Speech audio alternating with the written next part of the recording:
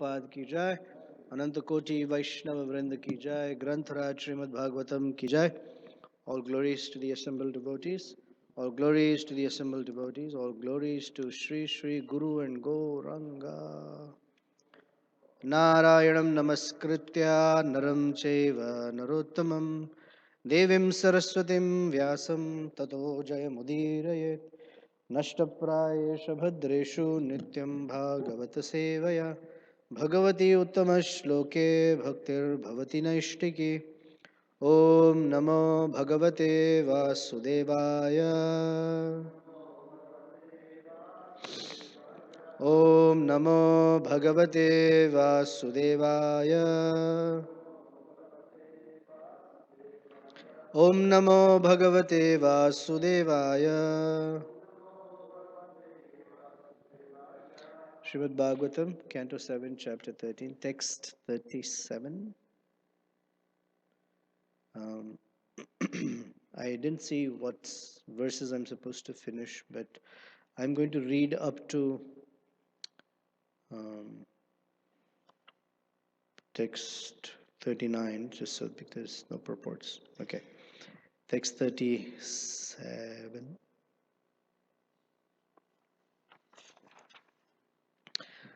Aniha paritushtatma yadruchopanatadaham no eche chaye bhav ahani mahahir iva sattvavan. Aniha paritushtatma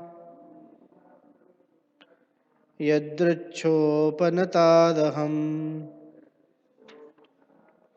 no chechaye bhavahani mahahir iva sattvavan. Please chant.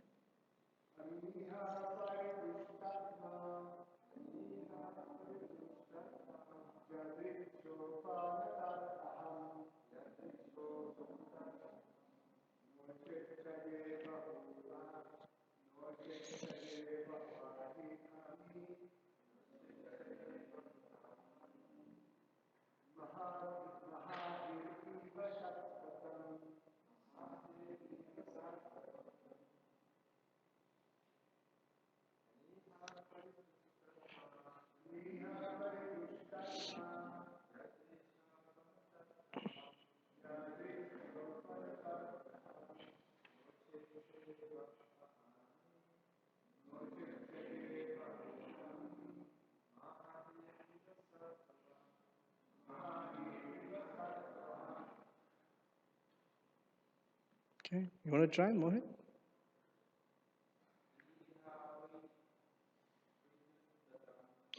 Aniha paritushta.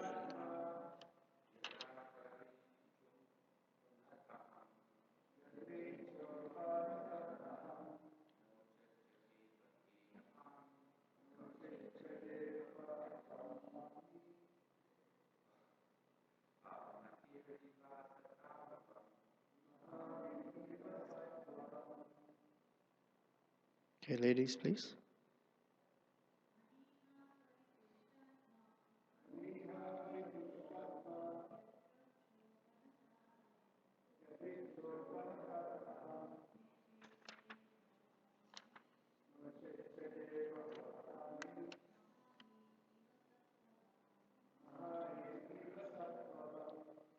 Okay.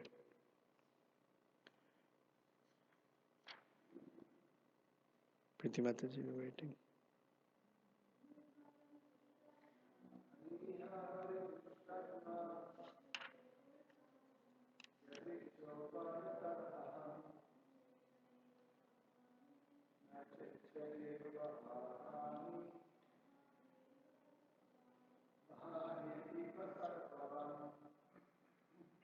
Okay. Aniha, with no desire to possess more. Paritushta, very satisfied. Atma, self, yadrucha, in its own way, without endeavor, upanatat, by things brought in by possession, aham, I, na, not, chet, if so, shaye, I lie down, bahu, many, ahani, days, maha ahihi, a python, eva, like, Satvavan, enduring. So I'm supposed to do till 41. So I'm going to read verses and purports. I do not endeavor to get anything, but am satisfied with whatever is achieved in its own way. If I do not get anything, I am patient and unagitated like a python, and lie down in this way for many days. Purport. One should learn detachment from the bumblebees, for they collect drops of honey here and there and keep it in their honeycomb. But then someone comes and by force takes all the honey away, leaving the bumblebees with nothing. I need the lights, please.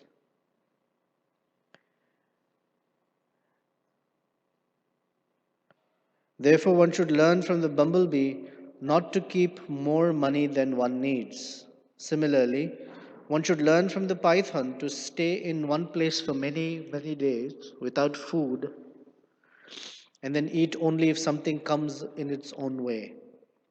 Thus, the learned Brahmana gave instructions gained from two creatures, namely the bumblebee and the python. Text 38. Sometimes I eat a very small quantity and sometimes a great quantity. Sometimes the food is very palatable and sometimes it is stale. Sometimes prasad is offered with great respect and sometimes food is given neglectfully. Sometimes I eat during the day and sometimes I eat at night. Thus I eat what is easily available. 39. To cover my body, I use whatever is available, whether it be linen, silk, cotton, bark, or deerskin, according to my destiny, and I am fully satisfied and unagitated. 40. Sometimes I lie on the surface of the earth, sometimes on leaves, grass, or stone, sometimes on a pile of ashes, or sometimes, by the will of others, in a palace on a first class bed with pillows. The learned Brahmana's description indicates different types of births, for one lies down according to one's body. Sometimes one takes birth as an animal and sometimes as a king. When he takes birth as an animal, he must lie down on the ground. And when he takes birth as a king or a very rich man, he is allowed to lie in first class rooms in huge palaces decorated with beds and other furniture. Such facilities are not available, however, at the sweet will of the living entity. Rather, they are available by the supreme will, Parichaya, or by the arrangement of Maya, as stated in Bhagavad Gita 1861. Ishvara sarva bhutanam hriddeshe arjuna tishtati brahmayan sarva bhutani yantra rudhani mayaya. The Supreme Lord is situated in everyone's heart, O Arjuna, and is directing the wanderings of all living entities who are seated on a machine made of material energy. The living entity, according to his material desires, receives different types of bodies, which are nothing but machines offered by material nature according to the order of the Supreme Personality of Godhead. By the will of the Supreme, one must take different bodies with different means for lying down. Text 41. O my Lord, sometimes I bathe myself very nicely, smear sandalwood pulp all over my body, put on a flower garland, and dress in fine garments and ornaments. Then I travel like a king on the back of an elephant or on a chariot or horse. Sometimes, however, I travel naked like a person haunted by a ghost.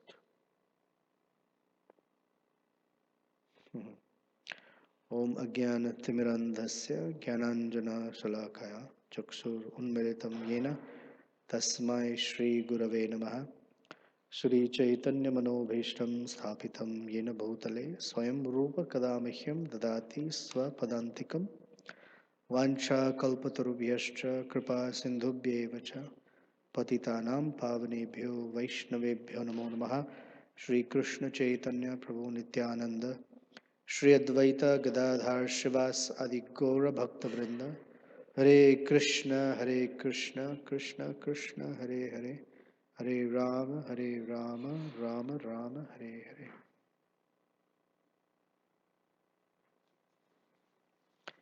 Hare. First of all, if we notice in text 37, he's talking about himself in this life. In 38, also, he talks about himself in this particular body. And as soon as it comes to 39 and 40, he talks about, he talks about all the different bodies that he may have taken in different life forms. He almost speaks as if it's the same life. So why is that? Here's the thing. We know this is a little philosophical, but an interesting point. As long as our consciousness is within what we say the bodily conception, we have a very definitive beginning and end. There is birth and there is death. And anything before this birth, we have absolutely no idea about. And anything after this death, we have absolutely no idea about. And in between these two, we think we have a few ideas about how things happen. Okay? So our whole range of awareness is only between birth and death in this life. In the case of this Brahman, who is self-realized, for him, he's seeing himself as the spirit soul. And therefore, he can very much say, in this life, I'm like that. In some life, I used to lie down on the grass. In some life, I was a king. He's talking about himself, and he's very aware of the past, different lives that he might have taken. Now, aware doesn't necessarily mean that he knows exactly what life, who took when, not necessarily that way. But he understands the principle that we take on different life forms from one life to another. Okay, so that's the overall principle. And material energy or absorption in material energy brings forgetfulness or darkness. And absorption in spirit brings, we say, enlightenment, awareness. Now, let's look at how he lives his life. He says, I do not endeavor to get anything, but I am satisfied with whatever is achieved in its own way. In the Bhagavad Gita, Krishna describes the characteristics of a person who's sthita pragya. Yadrichaya chopapannam. You know that verse? There twice he says, but Yadruchaya labha santushto, that's another one. You know that verse? It says that a person whose consciousness is fixed, for that person, things that come and go, they're not too disturbed by them. They're generally satisfied. They're satisfied that whatever has come, whether it is little or a lot, overall they're a very satisfied person. So what are they satisfied in? They're satisfied in their relationship with Krishna primarily, because that is the most nourishing relationship. Actually, it is said that when a person is nourished by love, that person, now even in the mundane sense, we'll go to the transcendental later, even on the mundane platform, a person who's nourished by love doesn't need food or sleep. He or she can sacrifice all that. True? Yeah. You see a young boy and a young man and a young woman in love, they can talk to each other for hours through the night and they forget about sleep, they forget about food, they're just absorbed in each other. Hmm. That's the power of love. Now, what to speak of love from Krishna? That love is so nourishing that not that young man and young woman, but great sages are maintained by it. By the mundane love, only a young man and young woman are maintained. Sages have no interest in it. They cannot be maintained by it. In fact, if a young woman even attracts a particular sage, the sage is not interested because it's not that which nourishes him. Or a very saintly woman is not nourished by a man's presence. They're nourished by something else or someone else, by Krishna. And he's saying, I'm so satisfied in my relationship with Krishna that I have no need for whatever is it, whether it's coming or going. So he's on a very high platform of realization. He's his level of or his needs are being met and satisfied on an altogether different dimension. And therefore he is able to say, if I get nothing, I am patient and unagitated like a python. This unagitated is the nature of a sthita. That's why Krishna calls him sthita pragya. Pragya is one's intelligence or consciousness, one's sense of awareness primarily. Sthita, it's fixed. It doesn't move according to circumstance. And the mind also doesn't move according to circumstance. I've been I have a book of quotes, and one of the quotes that I read, so it's a quote by His Holiness Radhanath Maharaj, and he says, "If we can tolerate our happiness, then we can also tolerate our distress." Because that's what Krishna says in the Bhagavad Gita. Harsha, shoka. Whether one is, if one is completely blown away by one's sense of happiness, then they will be completely blown away by one's sense of distress.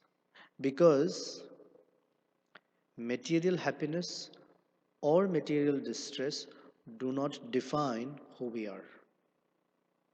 But in the conditioned state, it very much defines us. Oh, I'm very happy. I'm very sad. Someone asked my spiritual master, how are you? And his answer was, I'm very different types, but it has always been, I'm very grateful to be in service, or I'm very grateful to have my service, or something. So, generally, when we ask a person, how are you? They will generally express, or we will express, the state of our mind. I'm very happy, I'm very sad, I'm very energetic, I'm very tired, I'm feeling this way, and I'm feeling that way. These are mostly states of mind. That means it's still in the agitated realm. You ask a great saint, how are you? Okay, I'm happy to be in service.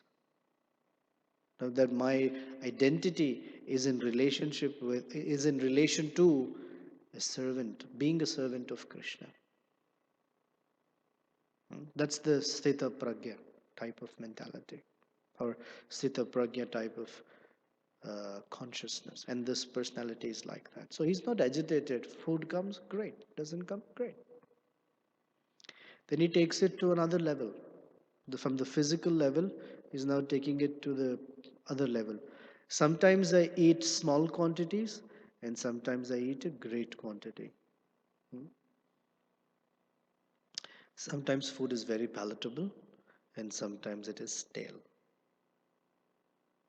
So he doesn't make that distinction. This is tasty, this is not tasty. Not only he doesn't say sometimes it's palatable, sometimes it's not palatable. He says sometimes it's stale. I mean, no one can eat stale food. Someone who's way beyond any sense of bodily identification, for them is a whole different ballgame. Raghunath Das Goswami, you know that story?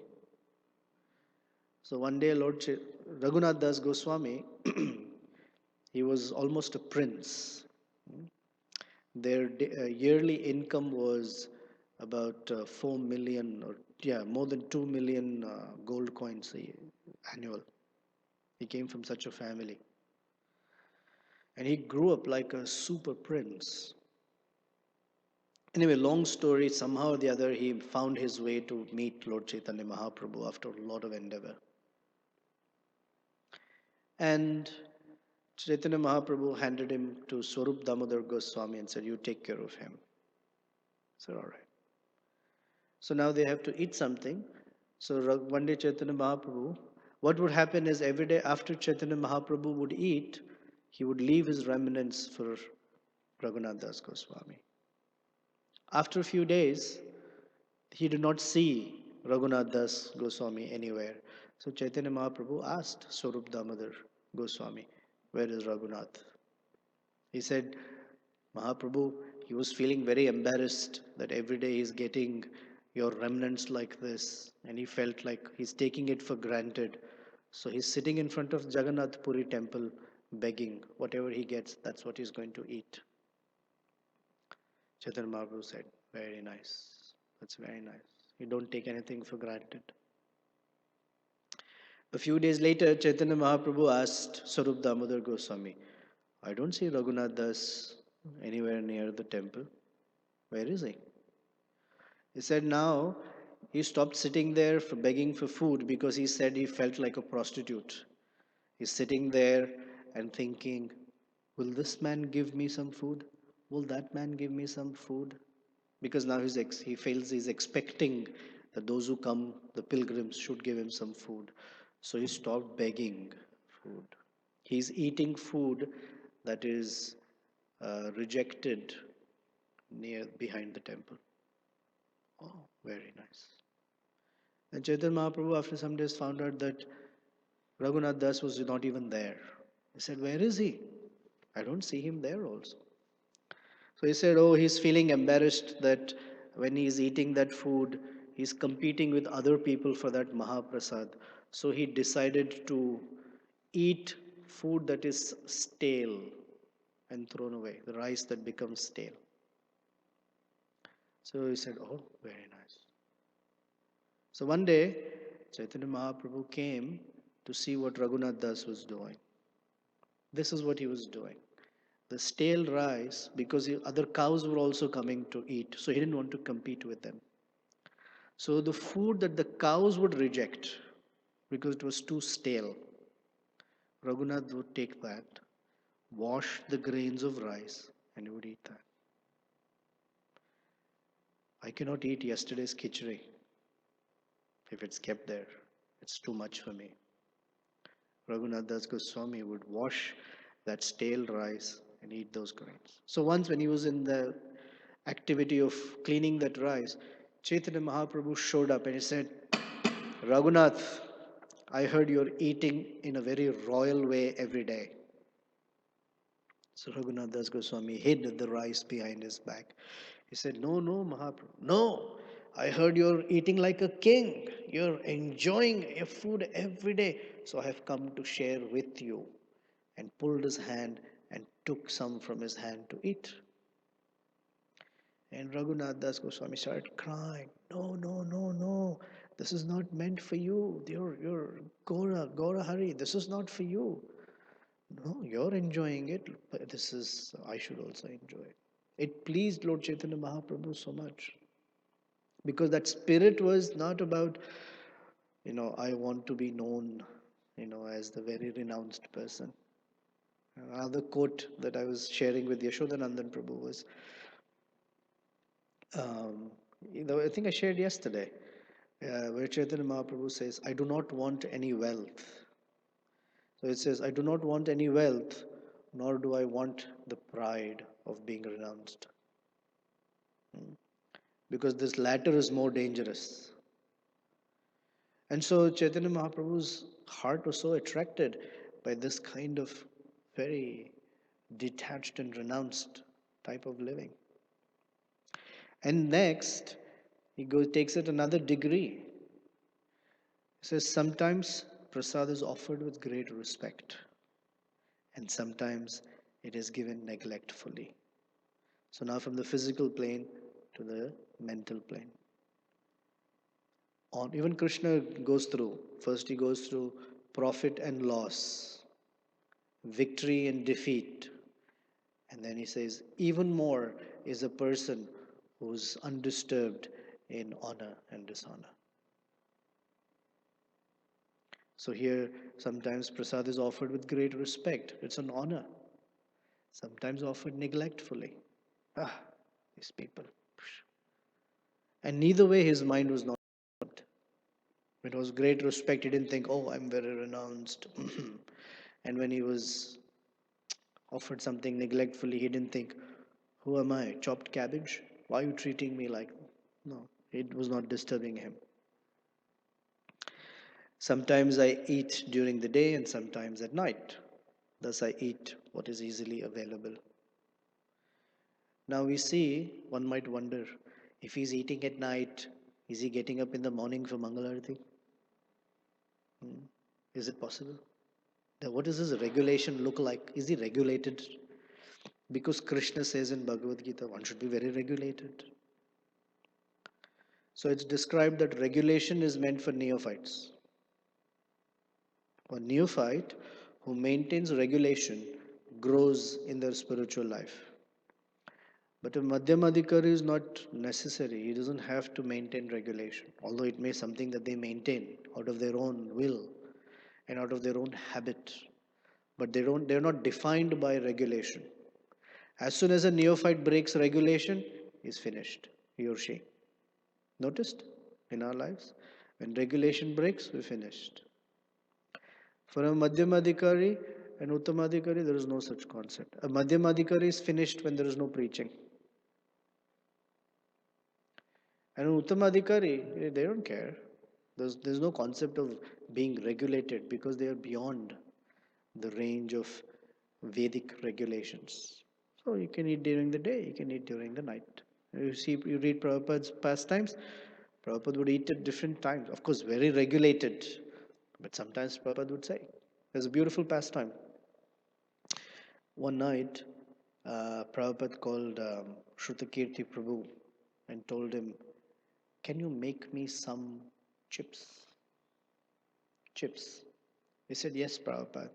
He went, he got his potatoes, washed them nicely, peeled them,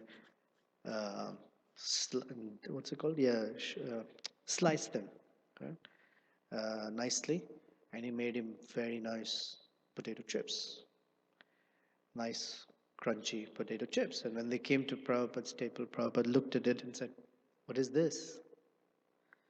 He said, Prabhupada, you said chips. And Prabhupada said, yes, but this is not chips.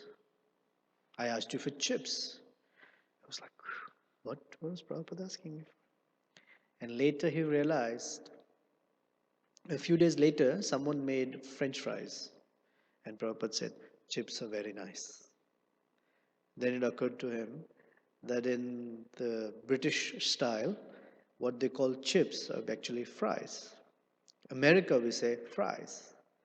Apparently, the British call it chips. And so then he realized. But the point was, Prabhupada would suddenly ask for something. Can I get this? Oh, can you make me nice kachori? That doesn't mean that Prabhupada was, oh, not regulated. For such personalities, it's not important. It is not necessary that if they break that regulation, that something will happen to their devotional life. At a neophyte level, as soon as regulation is broken, a devotee struggles. Therefore, it is to be there as much as possible in regulation. Niyamagraha, one who breaks niyam, their devotional life gets spoiled. Um, and then he says, Kshaumam dukulam ajinam. He says, to cover my body, I use whatever is available, whether it be linen, silk, cotton, bark, or deer skin, according to my destiny, and I'm fully satisfied and unagitated. So someday it is silk, someday cotton, someday bark from a tree, and someday deer skin. And Krishna says in the Bhagavad Gita that for a sthita pragya, samadrishtva lo, stone pebbles and gold. Ashma, lostra, kanchana. Sama. Ashma means rock. And lostra. Lostra means pebbles. Lostra, right? Pebble. And kanchana, gold. Sama. For him, it doesn't matter. Now, sama does not mean that he cannot distinguish between the two. He can. He knows what is gold, he knows what is rock, he knows what is pebble. But in terms of value, they're the same for him. For us, or in the conditioned state, gold has definitive value way more than stone. And so, only when the value of gold comes to the value of stone can a person say that they are detached. We assign value to certain things, right? In the world, everything has a price tag associated with it. There's a value. My gold has more value to me than your gold. True? Because if you lose it, I don't feel sad. If I lose my gold, I feel very sad. So there is not only value, but there is also relative value to it. But this sense of valuing something, for example, is our credit card valuable to us? Very valuable. It's only a piece of plastic with some numbers embossed on it. But is it valuable? It's very valuable. Our numbers are there. It's connecting to our bank. Our details are there. There's so much we've put in it. Right? So the sense of value given to that plastic card is something very high. So from a Bhagavad Gita or a philosophical standpoint, this assigning of value to things that in and of themselves don't have value is called false prestige. And even in those cards, there is different value. If I carry a Visa that is blue color, has less value than if it's a platinum Visa. It has greater value. It's only plastic, only the color is different, true? But it has great value associated for us. Oh, this is my platinum card. It opens certain doors for me that the blue card does not open. Or as the American Express would say, membership has its privileges. Don't leave home without it. It's the American Express card. And nowadays no one cares for it anymore. But it's American Express. It has certain, we associate our status of life with that. Or whether it is this brand, that brand, whatever, it has certain value for us. And this personality is saying, these things don't have value for me. Because these are things of the world that I don't have value for. Because what I have real value for is my sense of identity as the servant of Krishna. Now they use it, no doubt, but if they lose it, they're not disturbed. If it's there, great. If it's not there, great. Because as the previous verse says, their mind is not agitated by what they gain, what they lose. And then he says, sometimes I lie on the surface of the earth, sometimes on leaves, grass, or stone, sometimes on a pile of ashes, or sometimes by the will of others in a palace on a first class bed with pillows. And Prabhupada writes, we may have been a king in our previous life, we're a human being in this life, we may have been some other embodied in some other species in some other life. We were crawling on the ground, we were flying in the air, we were swimming in the water, walking on the ground. But who we are, that doesn't change. Na jayate mriyate va kadachan. The soul is neither born nor does it die. But there is a sense of past, present, and future. Because it's the living entity in contact with matter that has all these properties. So then this person, I want to transition to something, and this person can live like this because of his um, highly determined relationship with Krishna. And it's that determination, devotional determination, because there are other persons who are very determined but not devotionally. For example, someone wants to be the top soccer player. They're very determined. They're very austere. They practice every day, hours and hours and hours. Someone wants to be a musician, they practice for hours and hours and hours. Someone wants to be an artist, someone wants to be a speaker, someone wants to be whatever. Everyone needs determination to be able to progress and succeed. But Krishna describes that there is determination according to the modes of nature. In the mode of ignorance, one's determination is for destructive objectives. In the mode of passion, one's determination is for selfish objectives or materialistic goals. And in the mode of goodness, one's determination is for the sake of benefiting others. And transcendental is different. That transcendental determination is to achieve the grace of Krishna. So another quote that I've been thinking since last night and is a meditation for me today is that we should be fierce in our determination and gentle in our humility. So this fierce in determination, we need a personality to inspire us. One such personality is Srila Bhaktisiddhanta Saraswati Thakur.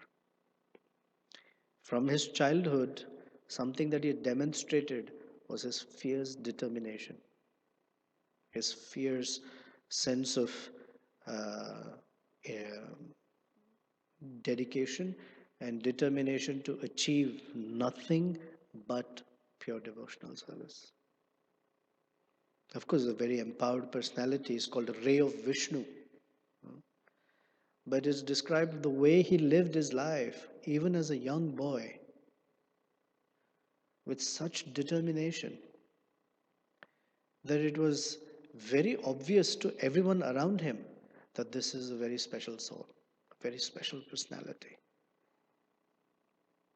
For example, one of the things that happened in his young childhood, which we know of, is that once Bhaktivinoda Thakur had purchased a mango. And Bhaktisiddhanta was only a 3-year-old boy. And he ate the mango without offering it to Krishna. And so Bhaktivinoda Thakur chided him.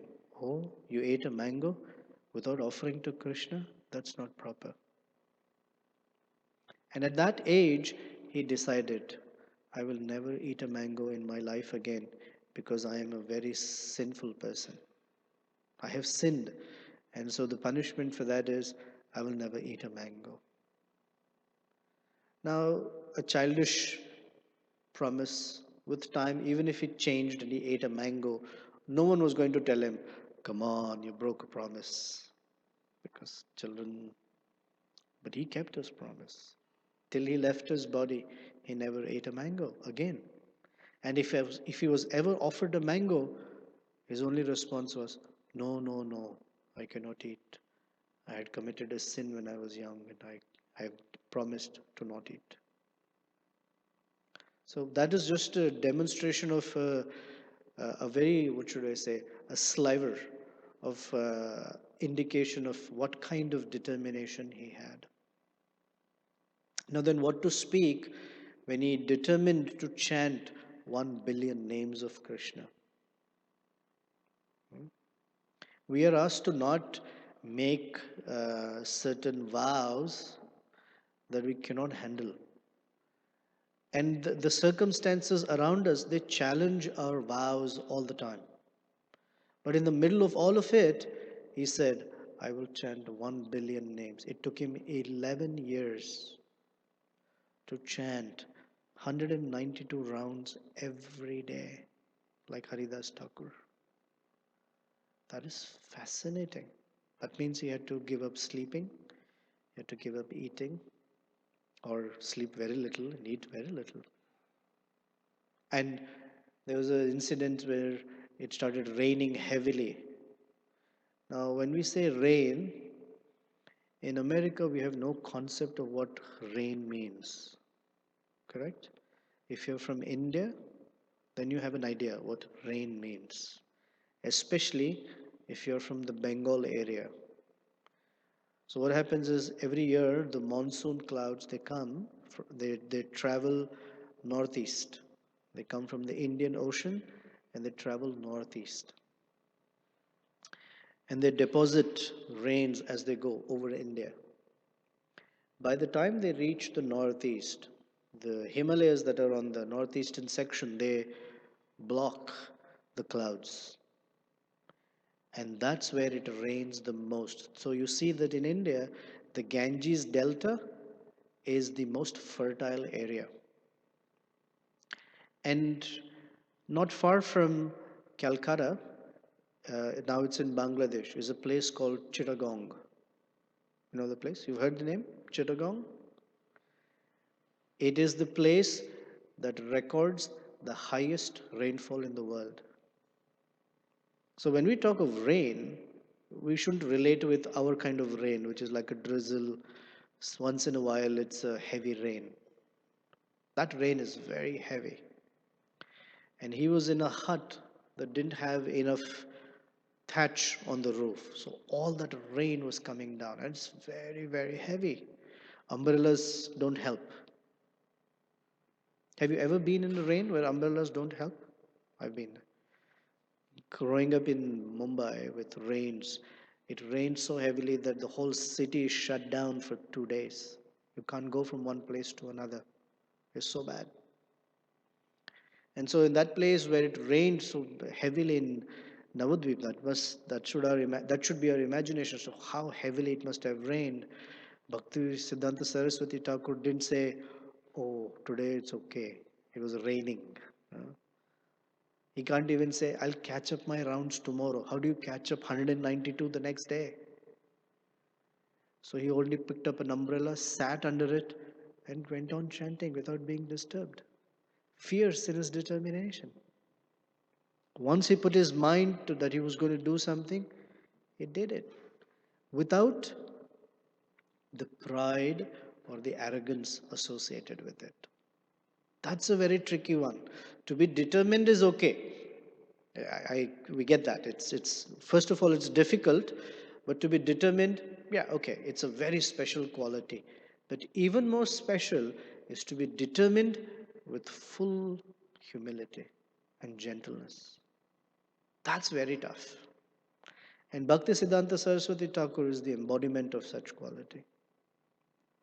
Hmm? He was very gentle in his humility, without that pride of, I'm very determined.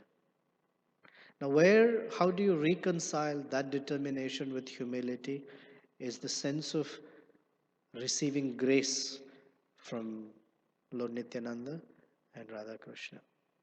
Unless one is feeling that I cannot do this without the grace of Gaur-Nitai, that determination, while being fierce, will be tinged with pride. So Bhaktisiddhanta Saraswati was like that. Now that when it came to his own personal practice, then his fierce determination was in unifying the devotees across the splinters that happened with the Vaishnava community. And therefore he started the Vishwa Vaishnava Raja Sabha. That is the Vishwa Vaishnava means the universe. Vishwa is the universe. Vishwa Vaishnava Rajya Sabha is the congregation of the devotees of Krishna across the universe. That's what it means. It means it's a big community to bring people together. Now, people don't come, the reason people are not together is they have different views and ideologies. So he and Bhaktivinoda Thakur worked very hard to eliminate all the contaminations within the Vaishnav community that over time became 13 splinter groups. And that requires even more determination because now you're not dealing with your ego. Of course, I'm not saying Bhaktisiddhanta had ego, but it's not one's own, but you're dealing with the egos of others. That's not easy. But they were able to do so. So that's been my meditation. That what it takes to bring everyone under the umbrella of pure teachings of Lord Chaitanya Mahaprabhu. That was his contribution. And so he was able to establish so many mathas throughout the country and bring back the original glory of Chaitanya Mahaprabhu and his teachings. That's a lot of work. Not work, it's a service, of course, but it takes a lot of physical, mental capacities. If it's not fueled by that spiritual energy, then it's not possible to do. So that was my appreciation today of Srila Bhaktisiddhanta Saraswati Thakur's fierce determination. Okay, any questions or comments? Of course, we're going to hear more this morning. So we gather at 11:15 for Kirtan. Then from 11:30 to 12:15, we'll hear about Bhaktisiddhanta Saraswati Thakur. And then we have Pushpanjali, Arati, and then Mahaprasad at 1 o'clock. That's our schedule for the rest of the morning. Any comments? How's about Prabhu? Was just appreciating that the principles of, that the sage that is described in this chapter of the Bhagavad Gita of that led him to such extreme renunciation and basically rejecting everything material and just accepting what is coming. Srila Bhaktisiddhanta exemplifies the same principles, but in a completely opposite. He was just taking everything and using it for Krishna. And so he took wealth, he took facilities, he took technology, and shows, that this should be being used for Krishna. So it's always a picture of Srila Bhaktisiddhanta riding in the motor car, like Vrindavan. A great king in Vrindavan during Kartik, right in the middle of the, all these Goswamis, and Imagine what must have gone through the minds of all the Goswamis when Bhaktisiddhanta yeah, rode with a top coat, convertible, shoes, waving, was right into Vrindavan. Wow, yeah, what guts to be. I mean, a stupid person can also do something like that and really, but a spiritually strong person like his, and no one could say it because they understood. It's not like if any foolish person did something like that, most people wouldn't even care, right? They'll say, don't talk about it. Who cares? Especially the Goswamis of Vrindavan, when Bhakti Siddhanta, everyone took notice. Wow. And they respected because he's not an ordinary person. yes, The sage is more like a Bhajananandi. Bhakti Siddhanta's Goshtanandi. So not only did he could have done it himself somewhere, but he did in the middle of Vrindavan to teach a particular principle of Chaitanya Mahaprabhu's. yeah, it's quite an amazing personality. Just the way he showed that he could do the Goshti and the Bhajananandi program, on the level of Shiraharidas Thakur, Yeah, 11 years straight. and then go and put a coat, be with kings, and ride in a car, Write books and big palace, exactly. temple. He had the printing press in the temple building itself. Sometimes they say it's in the temple room. There's the deity and then there's the printing press to show everyone that that's what his thing was. It's wonderful. Fascinating.